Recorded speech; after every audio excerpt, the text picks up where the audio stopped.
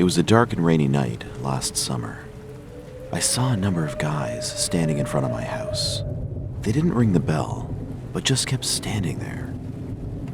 When I looked out through the window, there were about 6 men playing the rock, paper, scissors game at the front door, completely soaked in the rain. All of them were wearing aprons with forks in their hands. Some of them were holding ketchup and mustard bottles as well. I lived alone, and they were perfect strangers.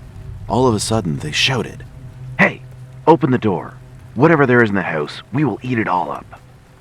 I kept silent, trembling with fright. Then, I heard them whispering to each other, "Hey bro, are we gonna grill it or deep fry?" "Nah, let's boil it today." They whispered to each other for some more time, then left. But I had to quiver for quite a long time, paralyzed by fear. Several days later, it rained again, and I heard some people's voices in front of my house like before. When I looked outside, it was them. They were arguing with each other at the front door, getting rained on. One of them shouted, "You know what? I was almost hit by lightning today, just like barbecue. Ha ha ha. So, we are gonna barbecue you tonight." They started to giggle. I ran out of patience with them, and in the end I yelled, "Hey, want to be really hit by lightning or get tased by the police? You choose." Then they just left, hurling abuses. And fortunately, these guys haven't appeared anymore since then. I was finally able to breathe again. However, I heard the shocking news before long that a woman was missing in the village. And one day, the police came to my house. They asked me about the guys who used to hover around my house and if I still remembered what they looked like. I answered I didn't remember their appearance because they used to come at dark on rainy nights. According to the police, those guys were assumed to be prime suspect in this missing woman's case. They said that the woman called the police before she was missing because some suspicious guys standing in front of her house. And the situation she described was highly similar to what I reported. I suddenly got goosebumps. The police got the CCTV footage recorded from nearby the missing woman's house. However, it was a total shock. In the footage, there were 6 guys standing at the front door. After a while, she opened the door, and they suddenly started to pierce her with sharp forks, then rushed into the house. It was 2 days later that the guys finally came out of the house. However, the strange thing was that the woman was missing. But she had never stepped out of the house throughout the footage. If she was really kidnapped by the guys, they should have dragged her out of the house. But in the footage, they didn't. What they got was not her, but just a number of black plastic bags in their hands. She was not seen anywhere. That meant she was definitely inside the house. But she disappeared and nobody was home. After the police searched inside the house thoroughly, they discovered something terribly shocking. Her bloodstain was found in the bathroom, and the guy's fingerprints on kitchen tools like cutlery, plates, and pots. The guys ate something in the kitchen and the woman was missing. The police started to track down the suspects. Soon, they were arrested. The guys spit out the truth that they ate the woman up. Besides, it was discovered that they did this thing to several more people after her case. I was totally shocked with fear and disgust. If I had opened the door that night, I would have been their prey. The guys' voices on a rainy night. I could never, ever forget that voice.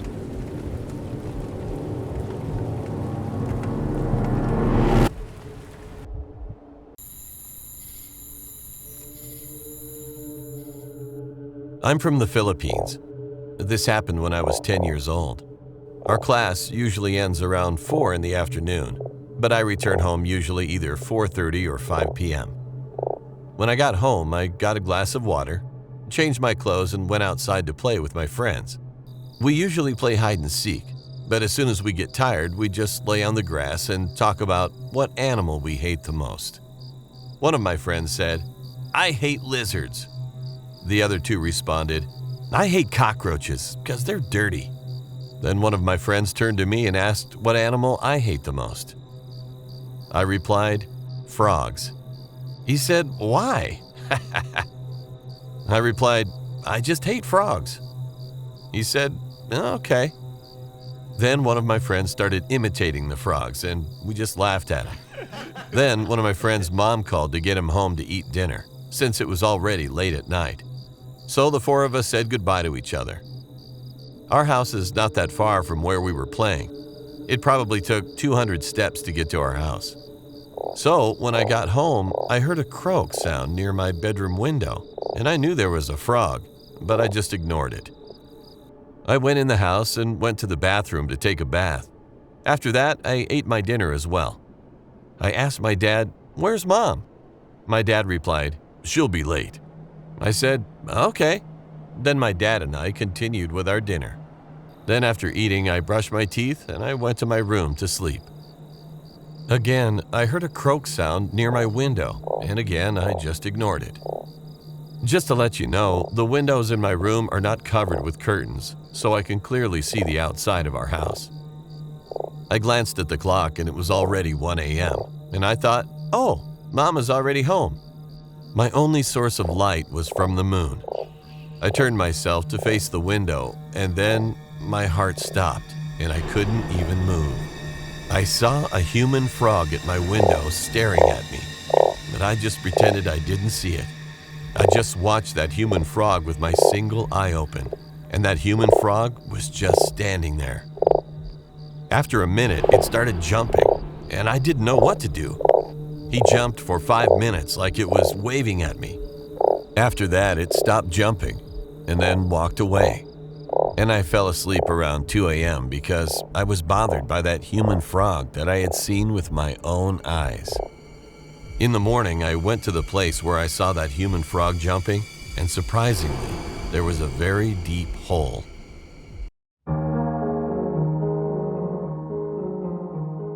I got accepted to a college out of the country, so I had a long flight that day. When I finally got there, the college administration gave me the keys to my apartment. I found out I had a roommate too, and her name was Jaden. She was very nice and kind, and we talked for a while. I was tired from the flight, so I decided to get to bed early. That night, I had a dream that I was falling from a great height. Suddenly, in the middle of the night, I woke up to the sound of someone crying. I didn't think much of it since Jaden was a sensitive person and it was her first time away from her family. But then I realized I couldn't move, I couldn't talk, and Jaden was still crying. When I woke up the next morning, I looked over at Jaden and saw that she was terrified, as if she'd seen a ghost. I asked her, "Why were you crying last night?" And then she said, "There was a tall black figure right beside your bed, and that thing was watching you sleep, and then it crawled on you and just laid there."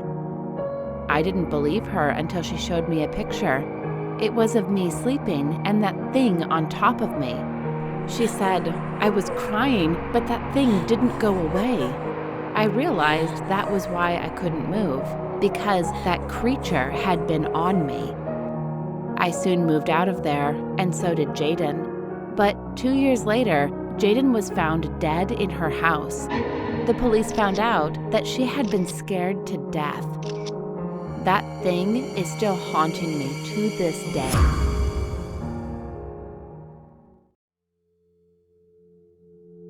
This story happened to me very recently, and for me, this was the only way I could lift the weight off my shoulders. First of all, I live in an urban part of New Delhi, India. I come from a family of Hindus that are highly religious. About a year ago, a close family friend passed away in a freak bike accident and unfortunately succumbed to his wounds. This was a great loss to everyone, especially my father, who was best friends with him. Now, we had to perform a ritual on his 1-year death anniversary, which would free his soul to the astral plane. This is because spirits of people who died before they were supposed to do not want to leave this world. So a few days before this ritual was supposed to happen, I woke up at night and went to get a drink of water. Now, my floor is connected to the 3rd floor where my parents live via a flight of stairs inside the apartment. So as I was going to the kitchen, I always had to pass by the stairs. When I was coming back with the water, I looked at the stairs and I could make out the silhouette of a man. Now, I just thought that it was my father, as he would often come to check on my grandfather at night, as he had just come back home after a surgery. So I just said, "Good night, Dad." But as I was going back to my room, I noticed he didn't say anything back, but was just standing still at the top of the stairs. At the time, he and I were having a fight, so I just chalked it up to him ignoring me and went to sleep. When I woke up the next day to have breakfast, my father was at the table. So I asked him why he was just standing on the stairs last night, and he said he wasn't. In fact, he said he had so much work that he didn't once come down to check on my grandfather. My grandmother was at the table and overheard our conversation and immediately said that it was our friend's spirit trying to make contact with us, but that we should never acknowledge his existence as people with untimely deaths often take one of their loved ones with them. She then asked me if I had made contact with him, to which I told her the events of last night. She was relieved when she heard this, because the spirit must have thought I was talking to someone else, because I thought I was talking to my father. She made me go and pray, but I could hardly focus after all that she had said. And to this day, I wonder what would have happened if I had gone upstairs to take a closer look.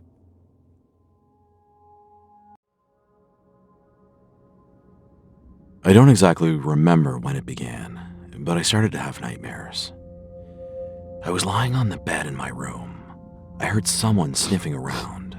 When I opened my eyes, I saw a strange man sniffing my body. I tried to scream but failed. I lost my voice.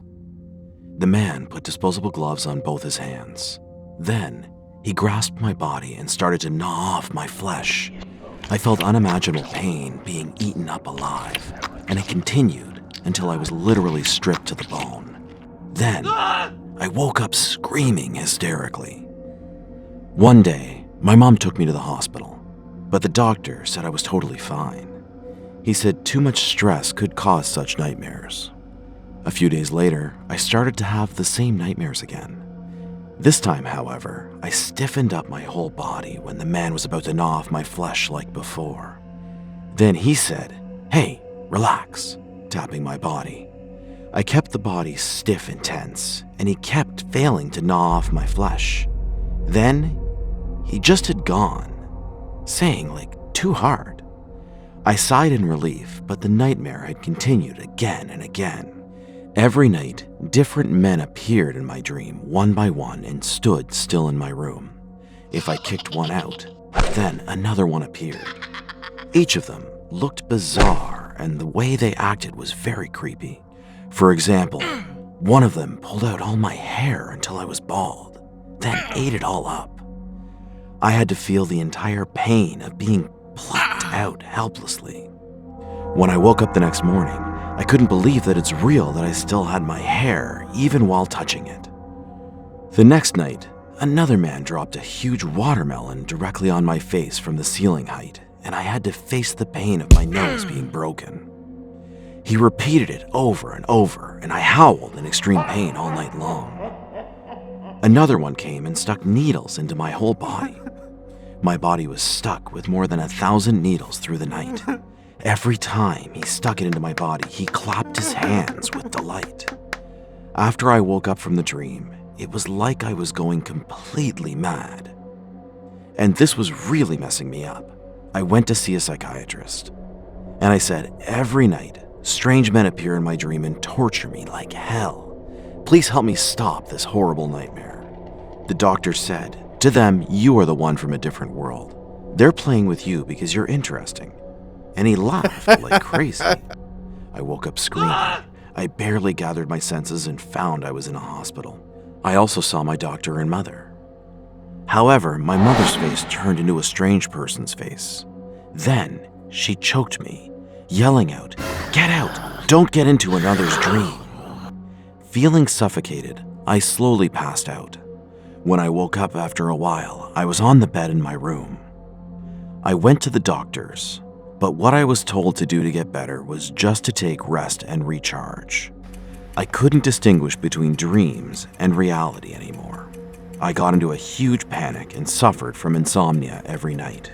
Several weeks had passed, and I was gradually getting used to nightmares. The way those people in my dream acted was always uncanny and creepy. For example, When they saw me suffering in pain, they got very happy. When they saw me screaming, they mimicked my voice and made fun of it in amusement. Like this, the way they acted was bizarre and different from normal people in the ordinary world. So I thought maybe I could fight against them by observing the way people acted. I mean, if they looked unusual, I could quickly realize that it's just a dream. And one day, while walking along the street, I saw a standing woman. I approached her to take a close look. She was as beautiful as a Barbie doll. I said hi to her, but she spat in my face. As her response seemed to be unusual, I guessed this was definitely a dream. As I was in a dream, I decided to try to attract her for fun. I'll give you whatever you want.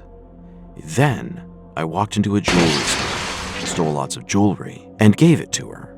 She leaped for joy and our romance was about to begin. At that moment, however, I heard the police siren blaring. But I didn't care because I thought it was all just a dream. When the police came to me, I threw a punch right in their face. Then they took out their billy clubs and beat me without mercy. Completely knocked down, I blacked out. When I opened my eyes, I found I was in an intensive care unit. After that, I decided I would not act thoughtlessly, even in a dream. And fortunately, I hadn't had the nightmares anymore since then.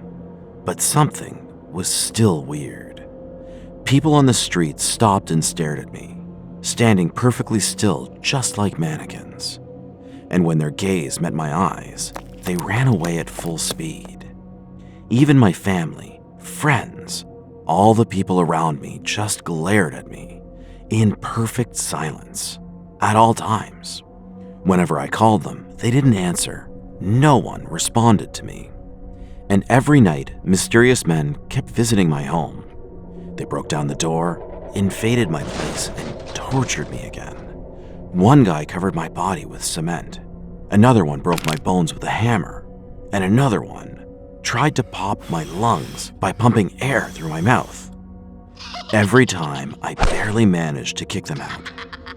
But the next day, they barged into my house over and over again. When it happened, I called the police, but they couldn't catch those guys.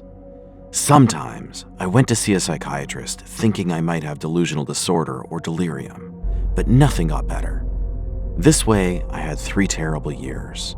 And one day, I woke up from sleep and saw the warm, bright sunshine coming through the window.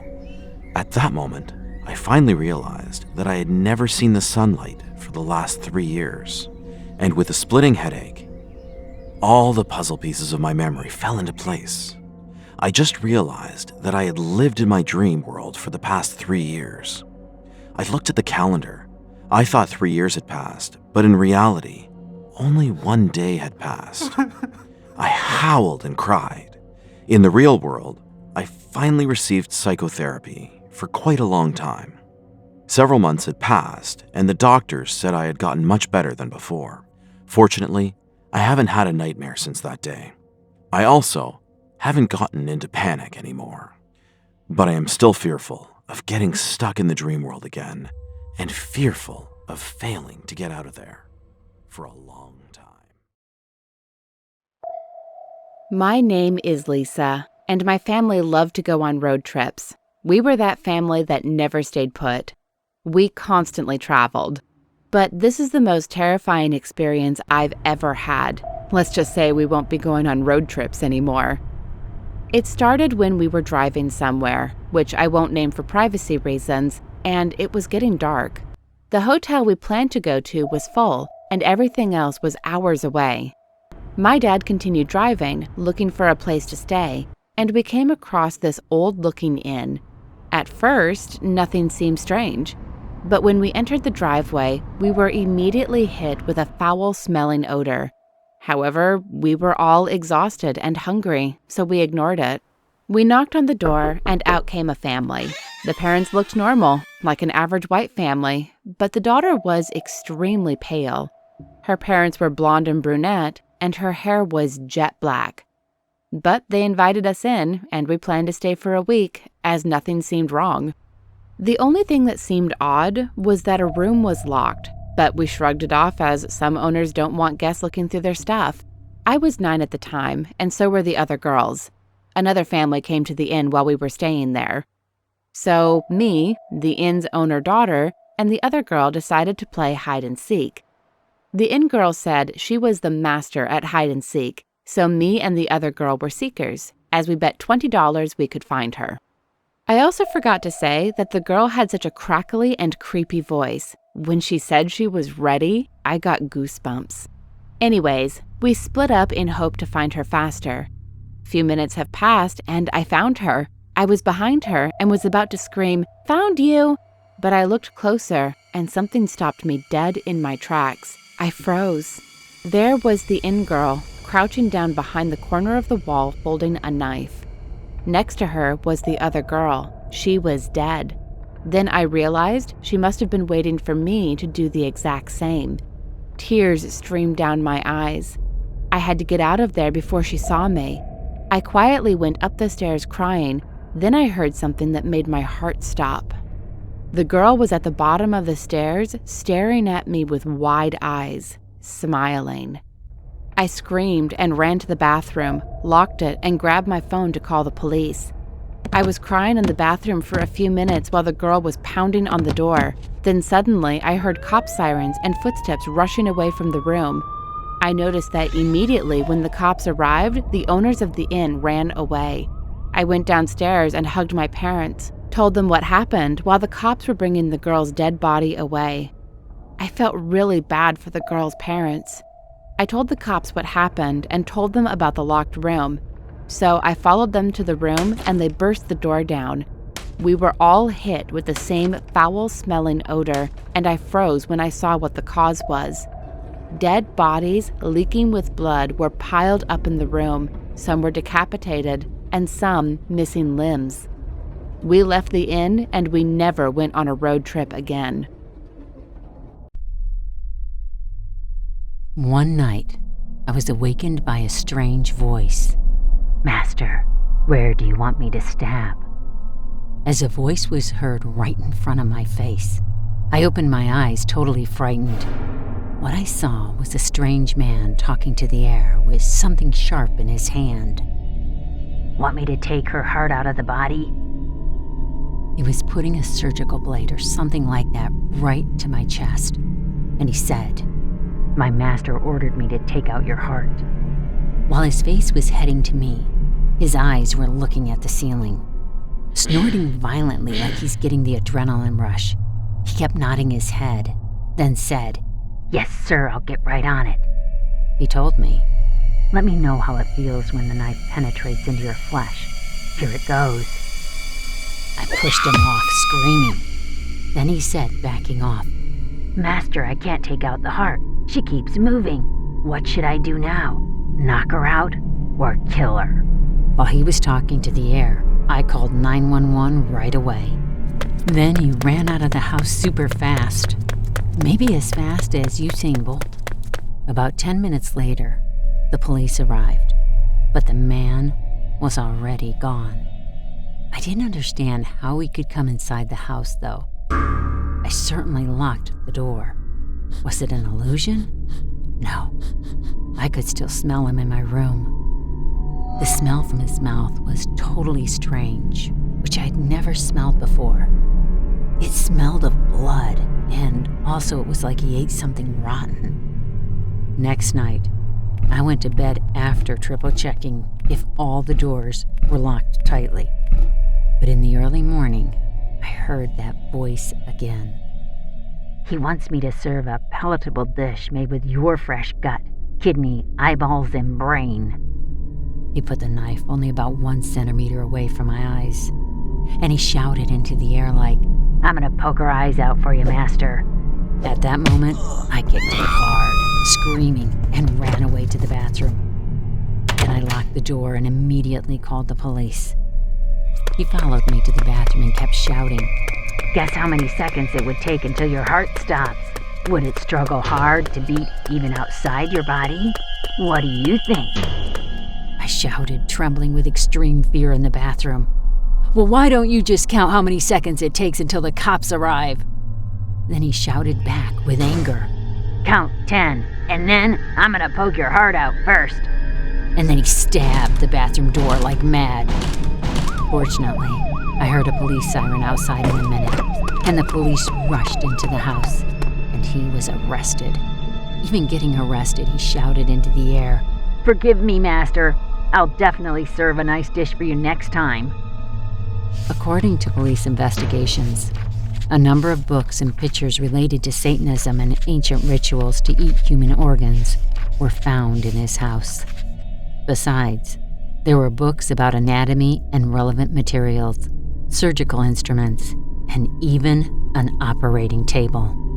Moreover, it was discovered that he had attempted this kind of crime several times already. He bragged that he had taken out someone's heart to eat, and even explained to the police proudly what it tasted like in detail.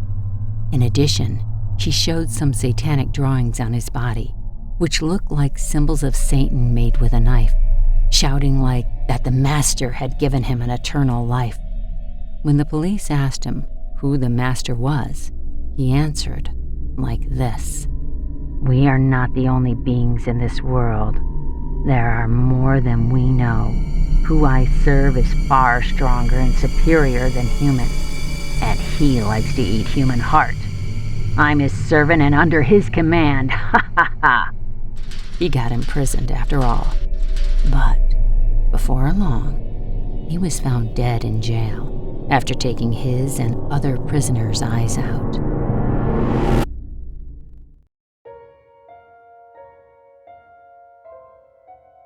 First of all, this story might be disturbing to listen, so I suggest you to watch it for your own responsibility. I'm Audrey, and this story happened a few years ago when I was a kid. I'm from Hungary, and I live in a little village on the northwest side of the country.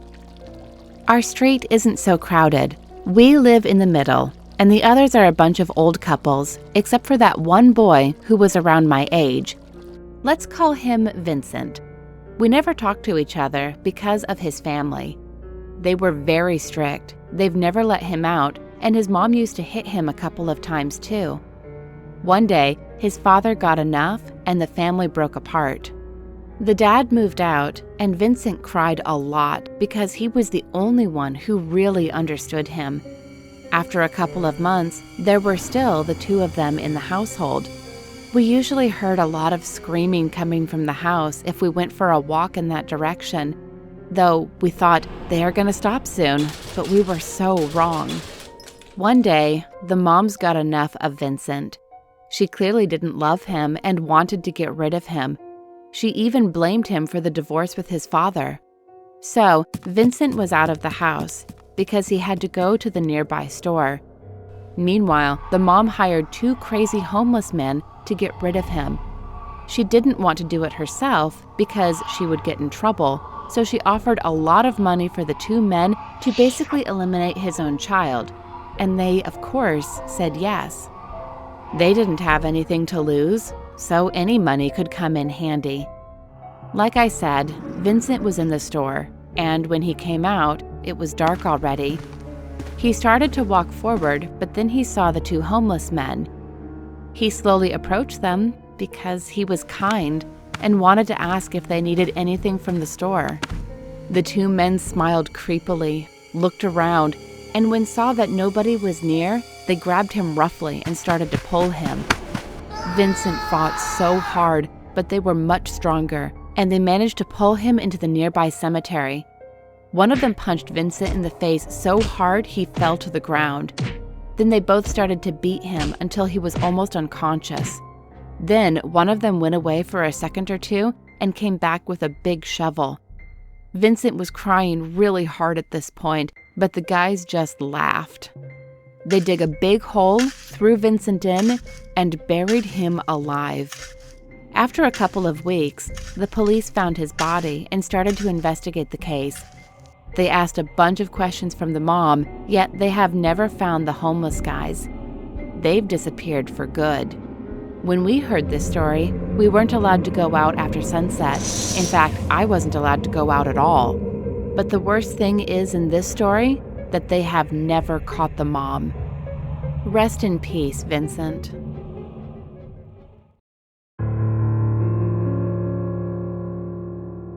I had a neighbor who were an old couple who lived alone, and they lived with many dogs. People admired them for being kind and letting stray and homeless dogs stay in their house and taking care of them. One day, a child got lost in their backyard, and the clueless child was accidentally bitten by one of their dogs. The couple weren't well off. They couldn't afford to pay the med fees that the bitten child needed. The parents of the child tried to sue the old couple. In my country, you can get sued if your dog bites someone. They both went to jail temporarily. Fortunately, a lot of people were kind enough to help them. They got out. Weeks passed. The child went missing. People in the neighborhood searched and searched over and over again, but they couldn't find any trace of the missing child. Police wandered and searched the area every single day for a week, but they still couldn't find any possible evidence of the said disappearance. The parents became hopeless and started suspecting the old couple, but everyone was convinced that they're too kind to do such a thing. They searched their home and found nothing. Even the police were willing to stand in the old couple's behalf to prove their innocence. Years have passed. Everyone eventually forgot about it. The disappearance of the child case remained unsolved. The people and the authority gave up and moved on with their own lives. But the parents remained optimistic and continued looking for justice. Eventually, the old couple passed away, but the case was still unsolved. The dogs were sent to Dog Pound Authority. Later, people found out that the couple kidnapped and brutally killed the child. The reason why they couldn't find any trace, even though they searched their home, was they fed the child to the dogs.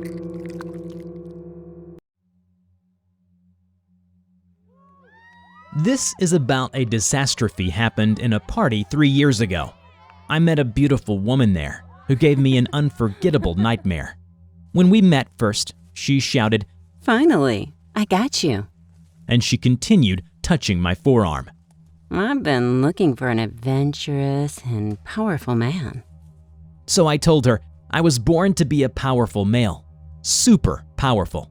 She giggled, and I kept showing off my muscles to her. And I was finally invited to her house, and we went there together. However, as soon as we walked in through the front door, I found a goblin-costumed man standing with a club in the living room. Suddenly, she shouted at me, changing her facial expression. Your first quest? Kill the goblin. I got confused for a moment and soon burst into laughter, thinking that it's a prank. However, at that moment, the goblin man started to lunge at me with a horrible shriek. He violently swung his club at me, and I finally realized that this was not a joke. When his club hit my temple, my vision turned black and my ears went ringing. Enormous pain overwhelmed me, and I was almost about to be knocked down. I struggled to pull myself together. Then, with extreme anger, I started counterattack by tackling, pushing him down, and punching in the face without mercy. Even while I was hearing him screaming, like, "Ah, you win, I surrender," I just kept punching him. His face got crushed, and he fainted away after all. Gasping for breath, I shouted at her, "What the hell is this shit?" Then she shouted back to me, Congratulations, you've just beaten the goblin. You level up. I shouted, walking towards her. "Are you insane? This is not fun at all." But she ignored what I was saying. She just came to me and said, pouring me a glass of wine, This health potion will help you restore your strength. Drink it. I grabbed her by the throat and shouted, "Why are you doing this to me? Why?" The blood from my mouth spattered all over her face. She said, My life was so boring. So, I've been looking for what could make me happy. And finally, I realized I was happiest when I was playing the game. But computer games? Nah, it's too boring. That's why I created my own game, to play with real people. You are now in my game. Then she shouted. Let's move to the next quest. With that shout, a closed door opened, and a man popped out of it. He was holding a large hammer in armor. I tried to run away, but she was already standing guard at the door. She shouted, Just roll with it. Just think you're a game character, which exists only to satisfy my pleasure. The man in armor ran to me, yelling like a warrior. I'm going to take your head as a trophy. As he brandished his hammer like crazy, all the furniture around us got smashed and windows were broken. She shouted again. He's a level 10 warrior. If you beat him, you'll level up much higher than before. In the blink of an eye, I got knocked out by a blow of his heavy hammer. I had blacked out for about 3 seconds. When I narrowly opened my eyes, I found him tramping towards me. Blood trickled down through my forehead, eyes, then fell in drops on the carpet on the floor. He yelled, "Anything to say before you die?" I saw my whole life flashing before my eyes. At that moment, he raised the hammer above his head. I clasped his feet and threw him down onto the ground, and I jumped on his chest and choked him as hard as I could. His eyes were about to pop, turning bloody red, and he shouted urgently, "Hey, this is just a game! A game!" But I continued to squeeze his throat, absolutely overwhelmed by rage, and he soon passed out. I shouted, "Level up!" I was short of breath and my whole body was trembling. I was literally bursting with adrenaline. Soon, I recognized her walking towards me with a large sword in her hand.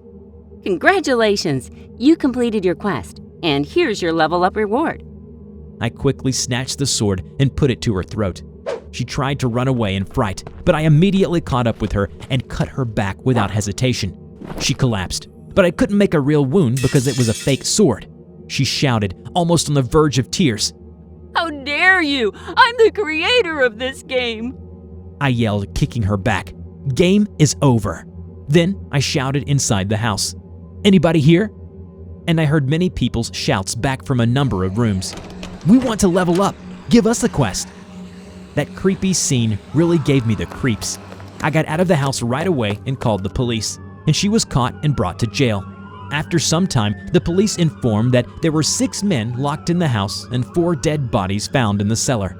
I had been in the hospital for treatment for several weeks since then, and fortunately recovered my health soon.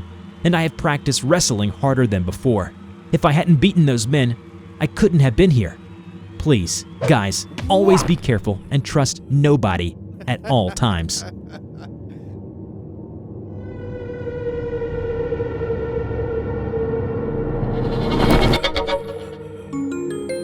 Level up.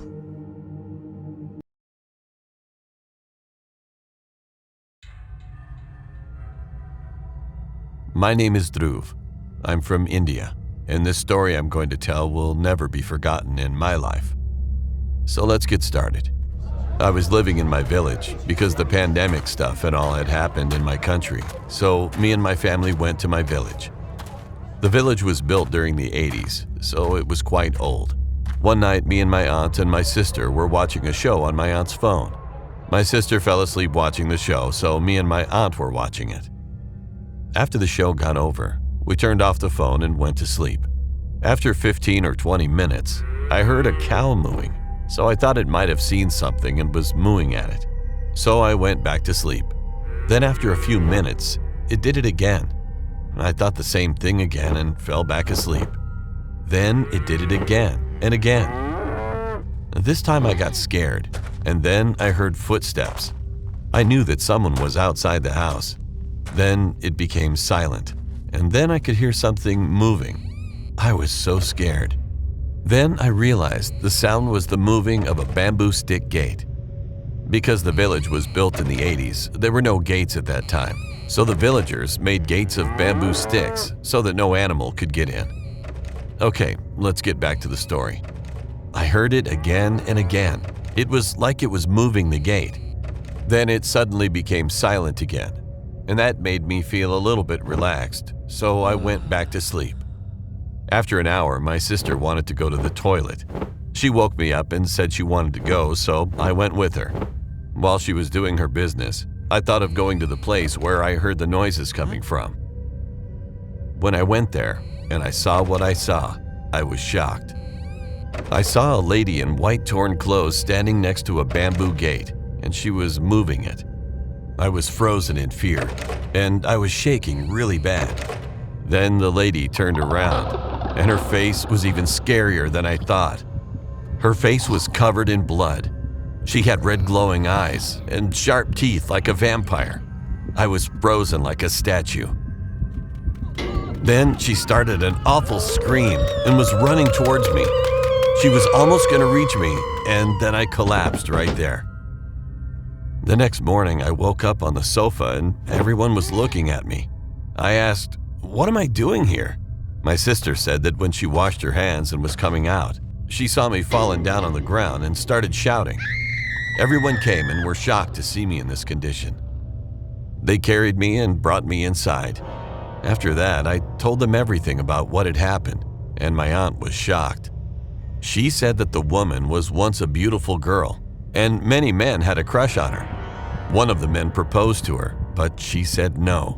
The man got angry, and one night while she was putting up the bamboo stick gates, the man attacked her and killed her.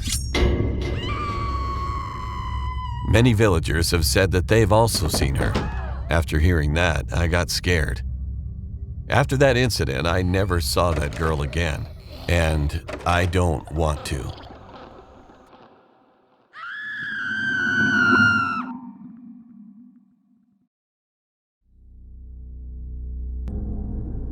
Many years ago now, years before I was even born, my dad was driving through Arizona when he spotted a guy hitchhiking at the side of the road. He said it was a real scorcher that day, 100 degrees in the shade kind of deal, and there's this guy with no hat and no water bottle just walking along this desert road.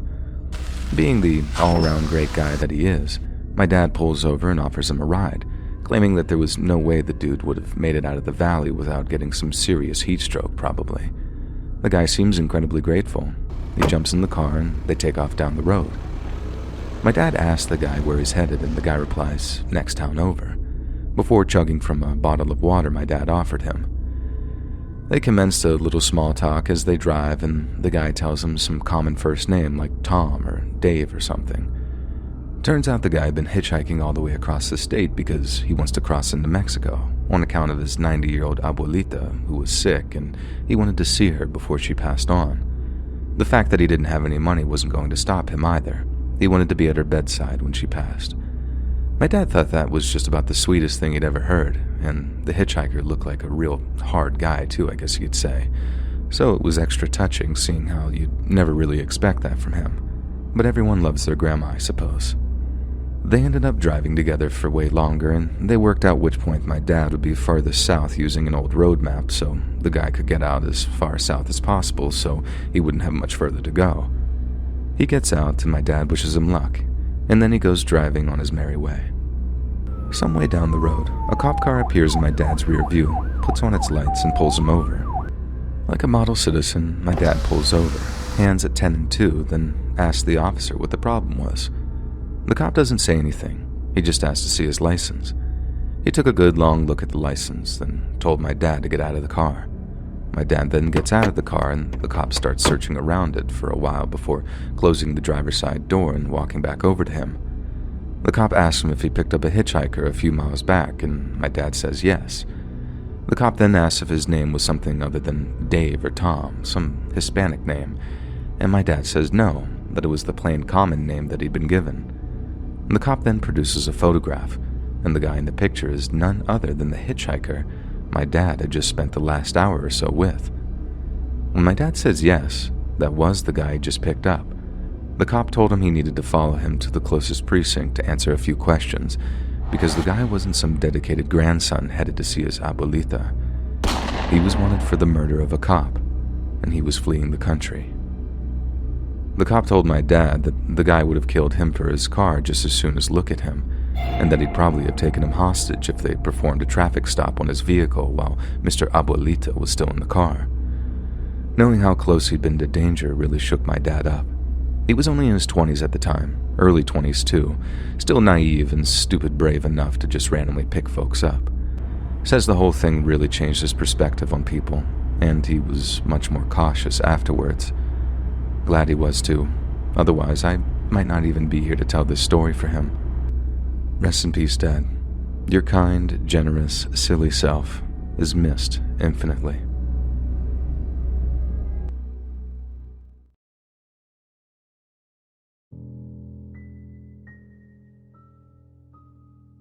This is about what I experienced 3 years ago, which still makes me shudder.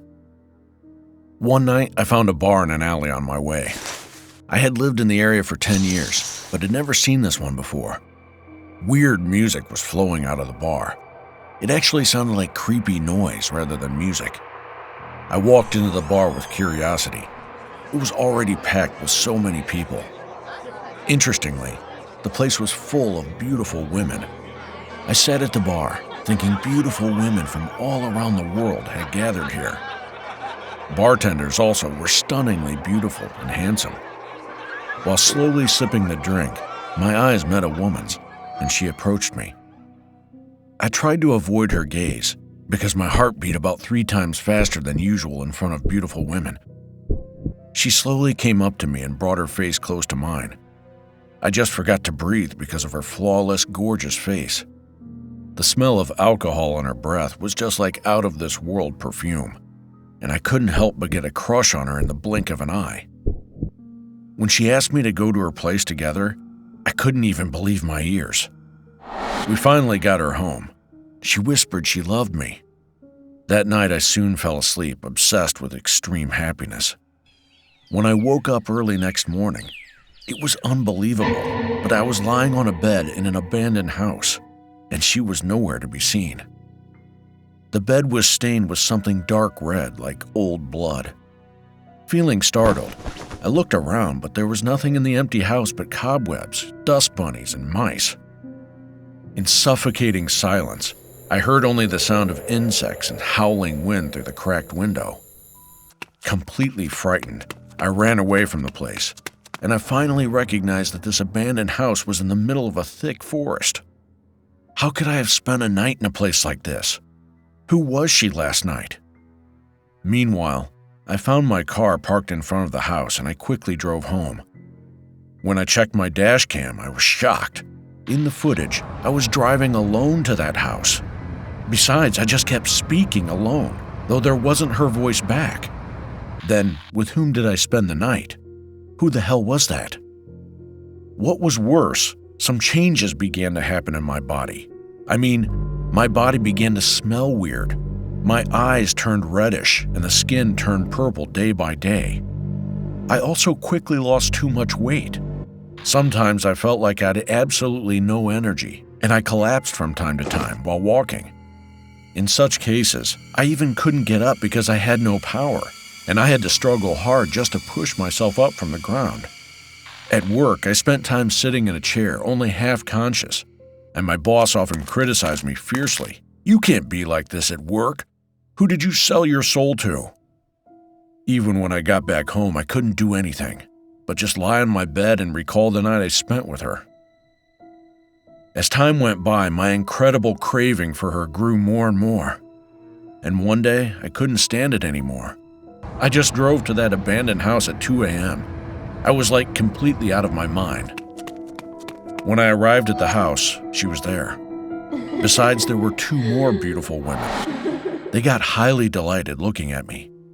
They whispered they loved me in my ears dozens and dozens of times, and I fell asleep, overwhelmed with great pleasure and happiness. However, next morning, I found a strange man sleeping next to me when I woke up. He also woke up with a start and shouted, "What the heck? Why am I in this shitty place with a shitty jerk like you? I was with a hot chick last night." I kicked him out, swearing loudly. However, he fell on the floor powerlessly, just like I did before, and he almost crawled away. I was confused, but soon I thought to myself like this: no man can come here. Nobody. This must be mine. And I had visited her house, that abandoned house, every night since that day. The strange thing was that the women appeared only after midnight, and I had absolutely no idea where they came from and where they disappeared to. Just like sweet dreams, I almost lost all my memory next morning, and only some flashes of sweet moments remained in my head. However, I found different men lying next to me every day. One morning, I found 2 guys sleeping right next to me when I woke up, and one of them was the one who had already come here once before. I got extremely mad and yelled at him, "I told you to piss off!" I was about to slap his face, At that moment, he suddenly began to look so painful, grabbing his chest. I and the man next to him panicked. After a while, he just died. My brain suddenly became blank, and the other guy ran away screaming, "If we sleep here, we are gonna die!" After pulling myself together, I called the police and they arrived soon. Carrying the body away, they said, "I don't know what you guys were doing here, but you know how many people have died here? Healthy young men have died over and over again here. We are going to close this place, and don't even think about hanging around here anymore. Understood?" I got scared, but I couldn't get away from there because I was already deeply addicted. I locked up all the doors and openings of the house. This place must be mine. Nobody's allowed to get in. I spent every night there, and every morning, I woke up alone in this empty, dirty place, struggling with shame, fear, and regret. But I believed I had no option but to just repeat this for the rest of my life. Of course, I tried hard to push it out of my head, but I couldn't do anything but keep thinking about the women there over and over again, all day and night. Other men also sometimes came and asked me to open the door, yelling and knocking hard on the door. Then I brought a knife and threatened to kill them. They pounced on me, yelling like, "She said she loved me." I fought with them and they ran away at the end. Although I got totally covered in blood, I shed tears of joy as I succeeded in defending from other guys anyway. A couple of days passed, and nothing was left in my body but skin and bones like a skeleton. I don't know why, but I wasn't able to walk anymore. I had to just lie on a bed powerlessly from morning to night every day. Now, I wasn't able to go to work. Not surprisingly, I got struck with poverty. Besides living in the dirty place, I got all kinds of diseases because of unhygienic surroundings. Some weird liquid leaked from my eyes, nose, and mouth, and my vision became blurry and dark. Finally, I was taken to the hospital. The doctor said I was dying, and I would be in real danger if not treated immediately. Nevertheless, I was trying to get back to the abandoned house. So I was forcibly put in a mental hospital by my mother. But even in the hospital, I cried out loudly for the women every day. In a panic, I used to curse and swear at doctors and nurses. Then, I got shot with a tranquilizer and passed out. All this was repeated day after day. After several months, I slowly began to get better and better. And finally, everything around me got back on track, and I was waking up to reality. Yeah, the women there didn't love me. They were killing me.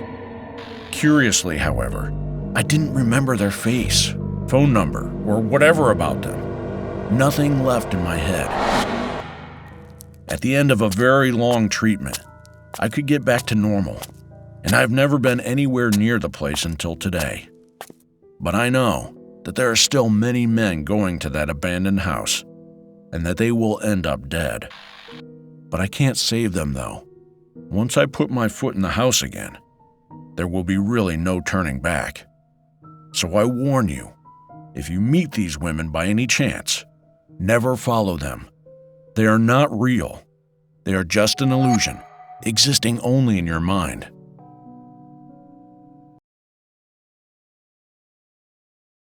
My name is Emma, and this happened to me a few years ago, back when I was in college. What happened was that 2 girls were missing in my town, and they were also some of my classmates. They both had blue eyes and brown hair. So one of my classmates, who I will call James, invited me to come over to his place. I didn't personally know him, but I told him sure, because I'm a nice person, and that I would be able to come over on a Saturday. To be safe, I asked my friend, who will be called Grace, to just park out James's house, and if I didn't come out in an hour, she would come in and ask where I was. This was just to give me a sense of safety, and thank God she said yes. Grace is a martial artist, so it gave a large sense of safety. So Saturday came, and I went to James's house. We talked about school and whatnot, until I hear a "oomph" sound from the basement. I asked James what it was, and he just responded, I don't know either. So when James went upstairs, now was my chance to check it out. The sound. I went down into the basement. It was nice, but I saw a door with an outside lock on it by the stairs, and the sound was definitely coming from there. I opened the door, and what I saw still somewhat haunts me to this day. What was in there were the 2 girls that had gone missing. I immediately recognized them, the blue eyes and brown hair. Their ankles and legs were tied up, as well as their torso being tied up from below their breast to just above their stomach. One of them had a piece of duct tape on her mouth, and another had a piece of cloth that went from below her nose to just on top of her chin. I gasped and then started trying to untie them, but then felt drowsy and fell down unconscious. When I awoke, I found out there was a piece of duct tape on my mouth and that I was tied up the same way as them. At first, I tried untying one of the girls' hands, as R had been tied in an X shape, so it would be easier to untie. However, when that failed, I remembered that Grace would come for us. So we waited for about 30 minutes until Grace would show up. When she did, we heard her asking about where I was, so we tried to scream through our gags. She heard it and asked to investigate, and we hear her coming down. She opened the door and was about to get tranquilized, but she disarmed him and knocked James unconscious. Grace untied us, and we called the cops. I have always thanked Grace for saving me. However, sometimes, nowadays, I ask myself what would have happened had I not asked Grace to come.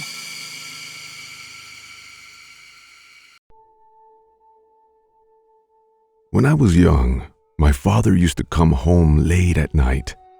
He then turned on classical music at full volume and cut something in the kitchen all night. On such days, when I woke up the next morning, I used to see him serving heaps of meat on the table, saying like, "I can't believe it has this much meat. We could eat throughout the week." And he looked so pleased.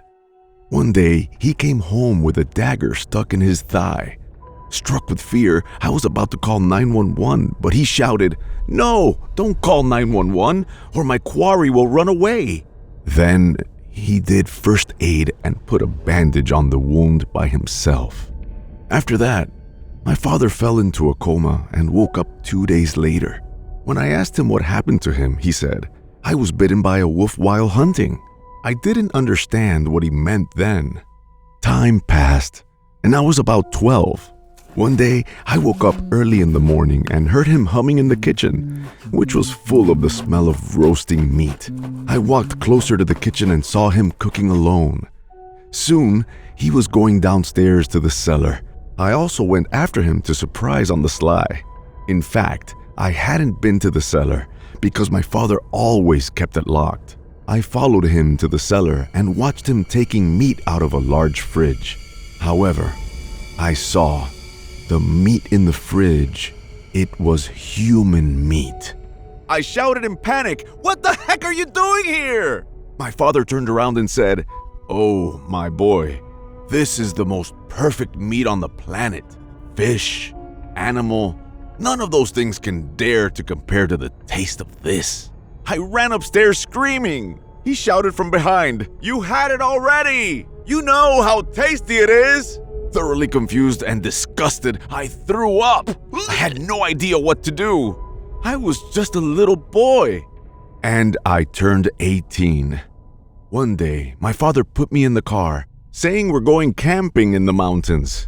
After we arrived, he told me to lie in wait for a quarry.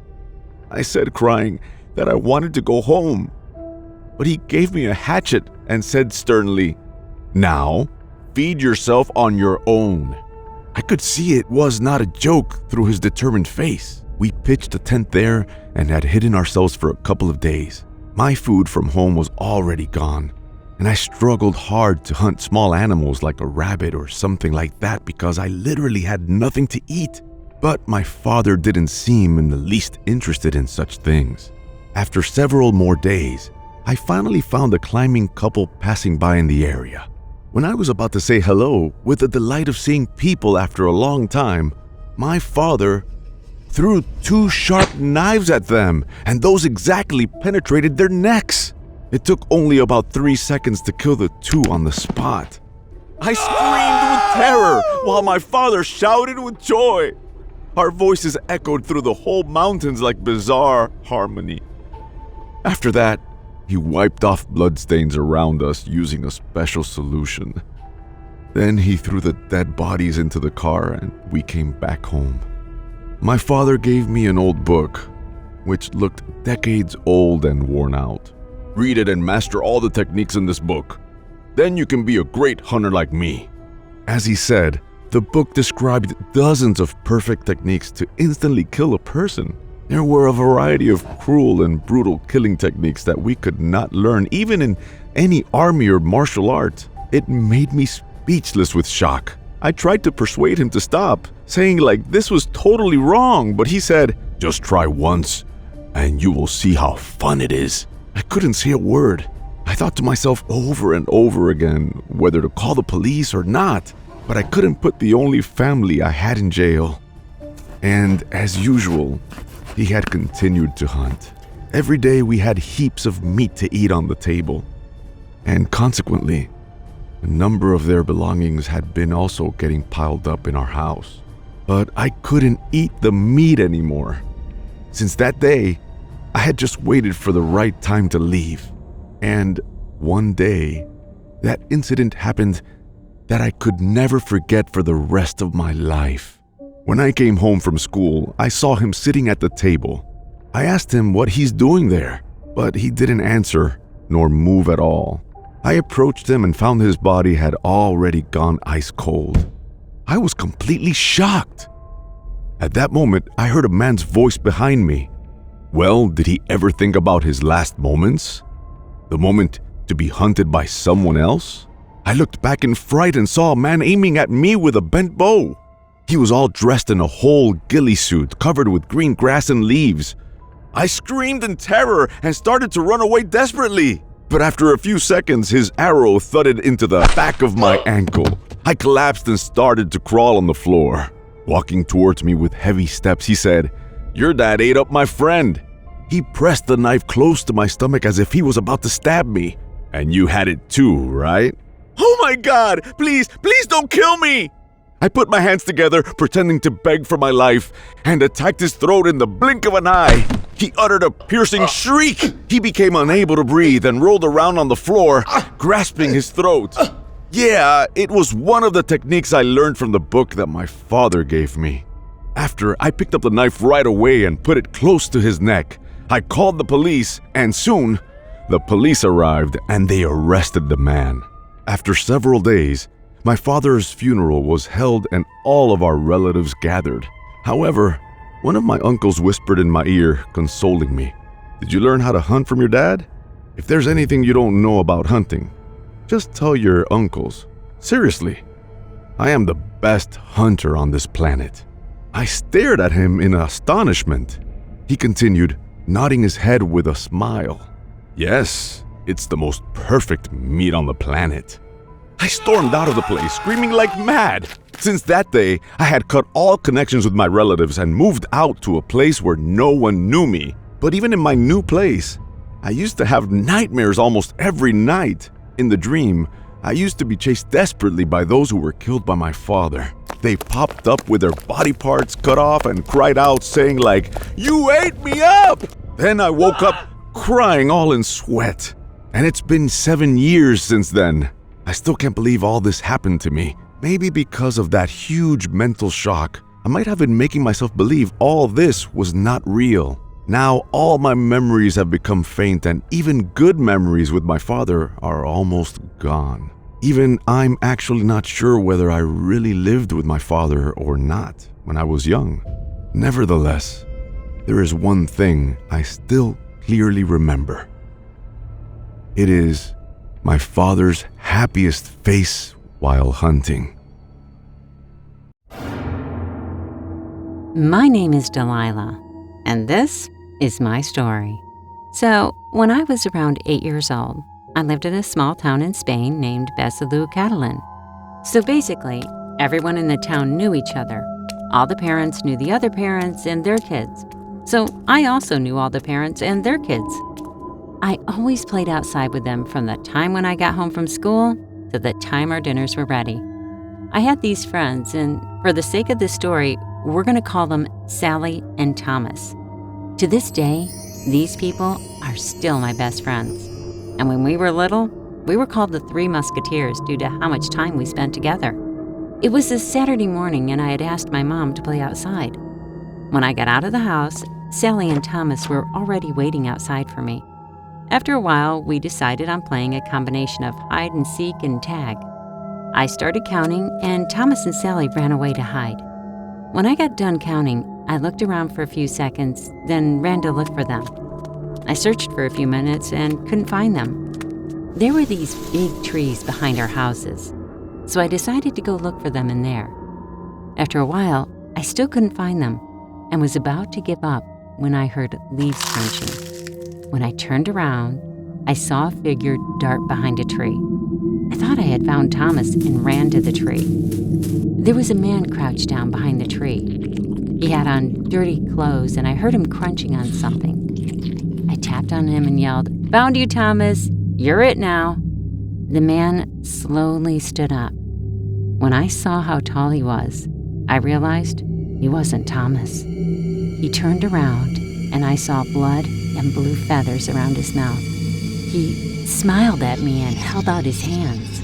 When I looked at them, I screamed. There was a bluish dead bird in his hands. He was eating the bird. I immediately ran back to my house, and Sally and Thomas were there with my parents. Apparently, after half an hour of not seeing me, they went to my mom and father. They yelled at me for running off and sent me inside. Later, after I had dinner, I went to bed. A few hours after falling asleep, I woke up to the sound of tapping on the window above my bed. It was on the side of my bed, and so I sat up and looked at it. There was a shape of a person tapping on my window with something. I opened the curtain of my window and saw the man from earlier tapping on my window with a sharp stick. When he saw that I was looking at him, he started tapping harder. I screamed and ran away. My parents came in and asked what was wrong. I told them all about today and what had happened. They called the police, and that was the last time I saw him. I just turned 18 a few weeks ago, and this is the first time I thought about this in a while. I still wonder what would have happened to me if I had stayed in those woods any longer than I did that day.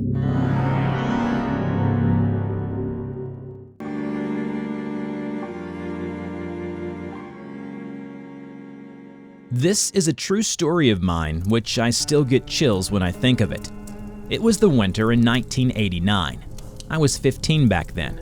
So winters in our state are very cold, and even snowfall happens here. So my friend John had invited me over to a party at his house that night. I didn't want to go, but all of our friends would be there, so I decided to go. It was so cold that I wore a sweater and 2 overcoats.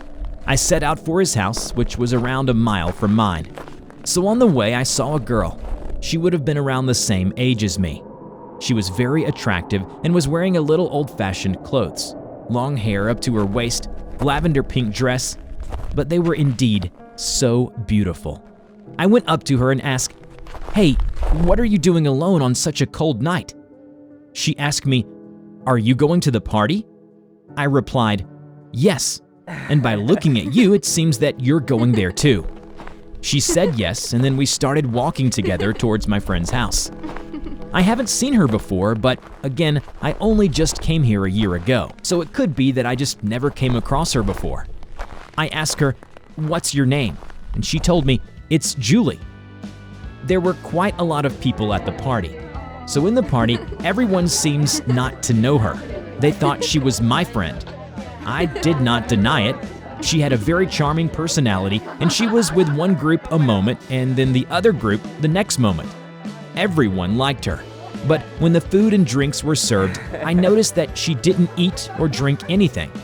As for me, I ate heartily and drank a couple of sips too. So it was time for me to go home as it was midnight. Julie also came with me, and on the way back, it was very cold and Julie didn't have much protection against the cold, so I gave her one of my 2 overcoats. We walked a few more steps and then I asked her, "I'll drop you off. Where do you live?"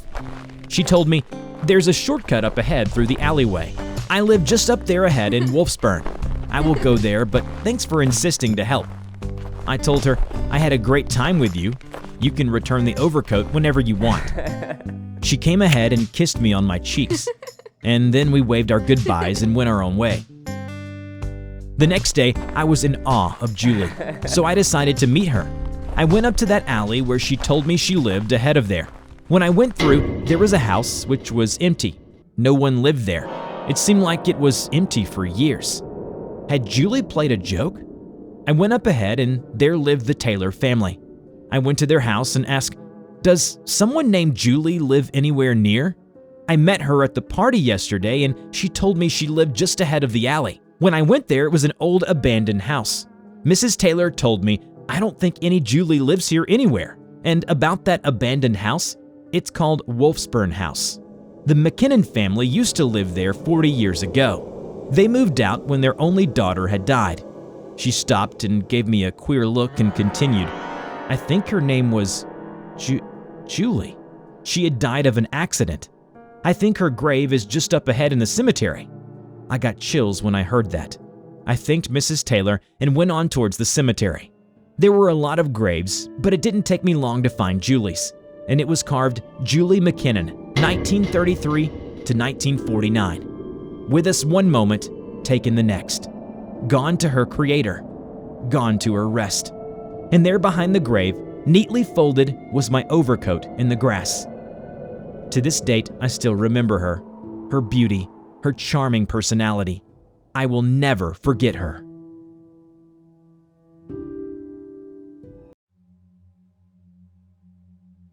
It happened when I was in middle school, 7 years ago. I lived in a small village and there was a man in my neighborhood. He lived in a small house next door and always walked around barefoot. So I used to call him Mr. Barefoot. Whenever I came across him on the street, he used to ask me to come over to his place. But my mother always told me to be careful of him because she had heard some screams of women from his house several times. Maybe she might have heard incorrectly, but she was still wary of him as she thought there was something fishy about him. However, I believed he was a good man. One day I met him on the street by chance. I grumbled at him that I was so tired of school.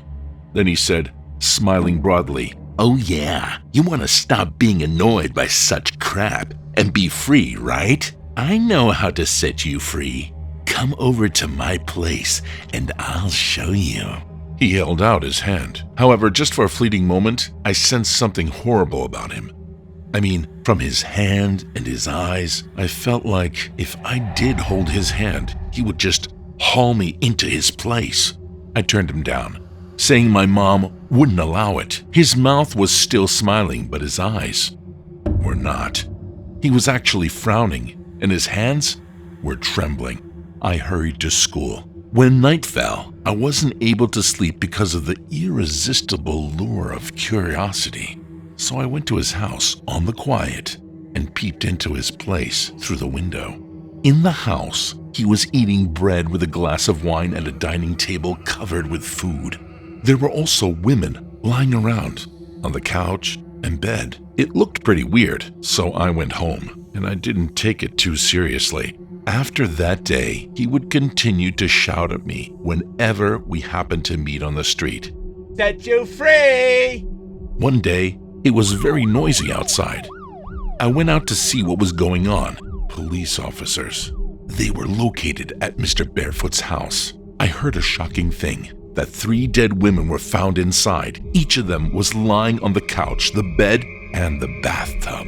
What's weird is that all 3 were iron chained by the neck, and the chains were broken. On the back of their necks, carved with a knife, was largely written, "Free." I heard Mr. Barefoot yelling at the police, "They're truly free at last, breaking away from the yoke of life, all thanks to me." The police handcuffed him and took him away. When the police asked him why he killed the women, he answered like this, "Sir, what do you think freedom is? Only death is truly freedom." which has been desired by all humans. That's exactly what I gave them. Maybe foolish people think I am such a criminal or murderer, but I absolutely don't care about it, because I know what I did was the only way to help them find true happiness. According to the investigation, he kidnapped the women, bound them with iron chains, and cut the chains off by hammering them hard. The women were killed while he was doing so. Not surprisingly, he was sent to jail. However, after some time, I received a letter from him. This is what the letter said. I feel so sorry. I am locked up here and cannot kill you. Because I can't get out of here, I will send you my messenger, who will kill you on my behalf. I know this is the only way to set you free. Little boy, believe me, and you will find true happiness. When you finally meet my messenger, put yourself in his hands. He will end your life just in the blink of an eye, without pain. I can't wait to see you free, though I could only see it in a photograph. Till then, take care. After I read it all, I called the police right away, screaming. My father even hired a bodyguard for me. A few days later, a man really broke into my house. He choked the bodyguard with an iron chain until he passed out, then cruelly hammered the bodyguard's neck. While he was completely absorbed in hammering, the police finally arrived and took him away. The bodyguard was terribly wounded. The criminal was identified to be Mr. Barefoot's friend. It was so unbelievably horrible that just a couple of days later, my family and I moved out right away. 7 years have passed, and fortunately, nothing has happened to me until now. But deep down, inside me, I'm still awfully scared. Scared that he will send me a letter again.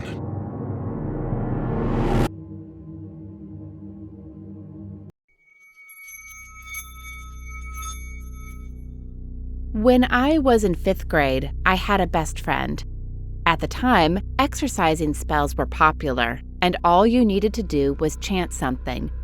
They said that your hands would raise without you trying to do it, and the spirits around you were the ones who were doing it.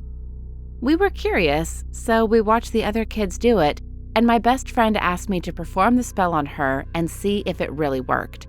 I refused at first because I was scared something bad would happen to her, but she insisted, and then we went to do it.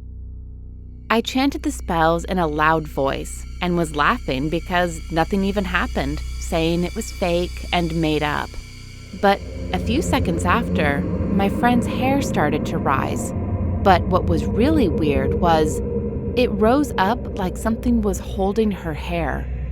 To explain how it really looked, the hair was raised, but at only halfway down the length of the hair, which meant the hair was bending like someone's finger was holding it. We didn't notice it at first, but one of our classmates yelled, "Your hair!" And we looked at it ourselves, and I was really shocked to see it in front of my eyes. I was really scared, so then all of us ran inside our classrooms and my best friend kept crying. The next day, she said she had nightmares and she got cuts on her arms like scratches from something sharp. It was really creepy, and to this day when we talk about it, we still wonder what happened that time.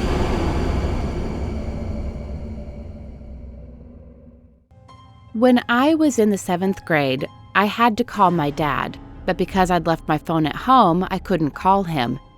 So I borrowed my friend's phone to call my phone and figured my dad should pick it up, because that day my dad was on a work break. "Hello, Dad?" I said. And then someone in the phone answered, "Hello?" I hung up the phone immediately because the person in the phone call sounded exactly like me. 3 days later, I was sick and did not go to school because of that. And I got a call on my phone, so I picked it up. "Hello, Dad?" I was surprised and turned off my phone after that. The person in the phone call sounded exactly like me again, and those were the words I'd said 3 days ago. I was scared, but didn't tell anyone except my friends, and when I told them, they wouldn't believe me. So, who was that on the phone with me?